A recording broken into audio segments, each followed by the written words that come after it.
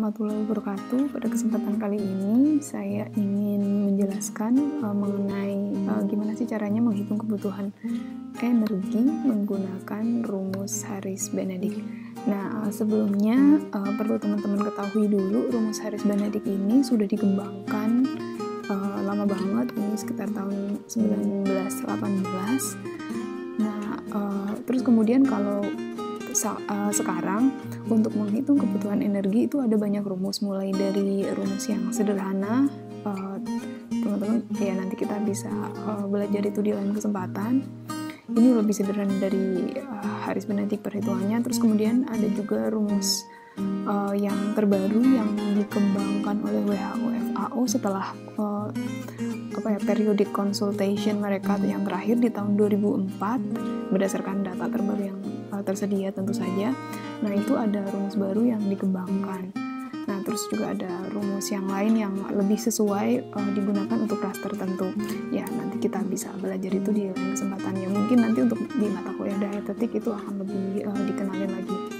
Nah, terus kalau misalnya teman-teman penasaran, pengen tahu bagaimana sih rumus Harris-Benedict ini digunakan, teman-teman bisa buka jurnalnya, itu linknya di sini, atau ya simple googling aja juga bisa.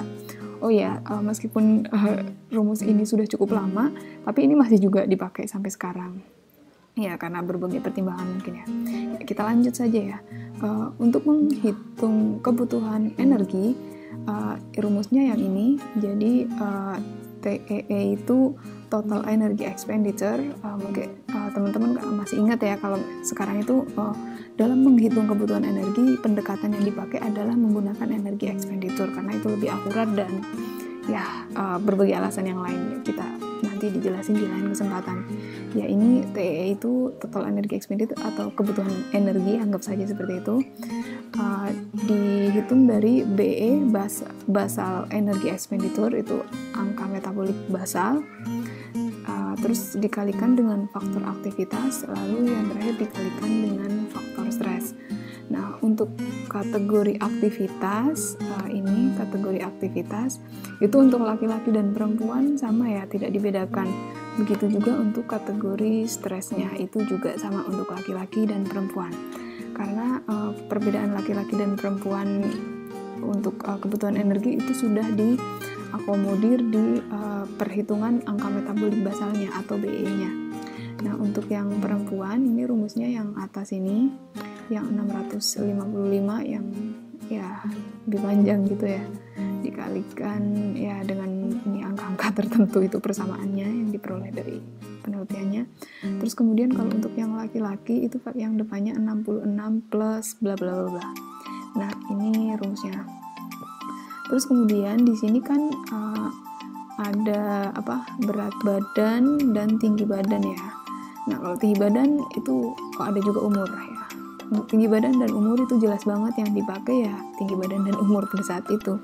Tapi kalau misalnya untuk khusus untuk berat badan, ini baik laki-laki dan perempuan sama aja, itu yang dipakai bisa berat badan aktual jika memang berat badan subjeknya itu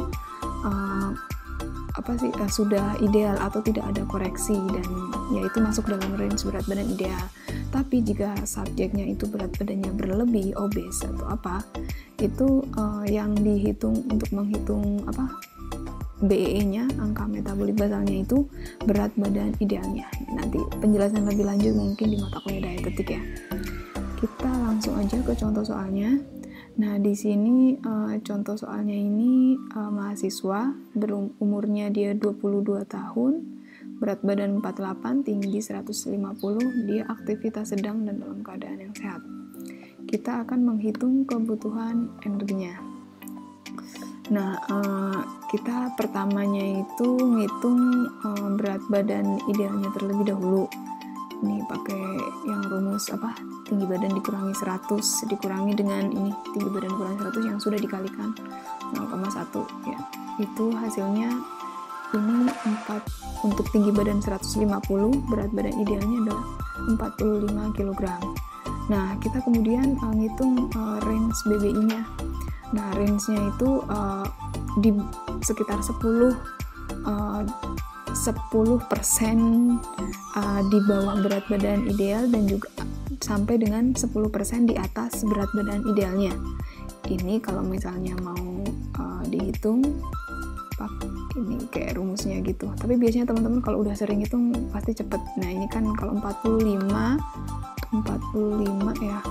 Itu kan 10%-nya kan tinggal ini 4,5. Jadi kayak di 45 dikurangi 4,5. Nah, itu untuk batas bawahnya, terus batas atasnya ya udah tinggal 45 ditambah dengan 4,5. Nah, ya kan ketemunya range-nya ya 40,5 sampai dengan 49,5. Nah, berat badan A itu, which is 48, itu masih berada dalam range berat badan ideal. Sehingga nanti yang akan dipakai untuk menghitung kebutuhan energi atau angka metabolisme basalnya, itu adalah berat badan aktualnya. Lanjut ke rumusnya langsung untuk menghitung kebutuhan energi. Kita hitung BE-nya dulu ya, karena ini rumusnya paling panjang. Jadi ini BE untuk perempuan. Ini dimasukkan berat badannya, dia pakai berat badan aktual, ini tinggi badannya, ini umurnya. Kemudian kita dapat BE-nya itu 1267,4. Nah, kemudian untuk total energinya tinggal yang hasil tadi dimasukin, terus kemudian kali faktor aktivitas kali dengan faktor stres. Nah, tadi dia kan aktivitasnya sedang. Aktivitas kalau yang sedang ini berarti dia 1,4, terus kemudian untuk stresnya dia nggak dalam keadaan stres, nggak sakit, jadi dikalikan 1 saja, atau faktor stresnya nggak mempengaruhi. Nah, hasil akhirnya kita dapat 1774,36 kilokalori. Cukup sederhana ya perhitungan menggunakan rumus Harris Benedict ini. Sepertinya udah, ini sudah cukup. Terima kasih banyak. Assalamualaikum warahmatullahi wabarakatuh.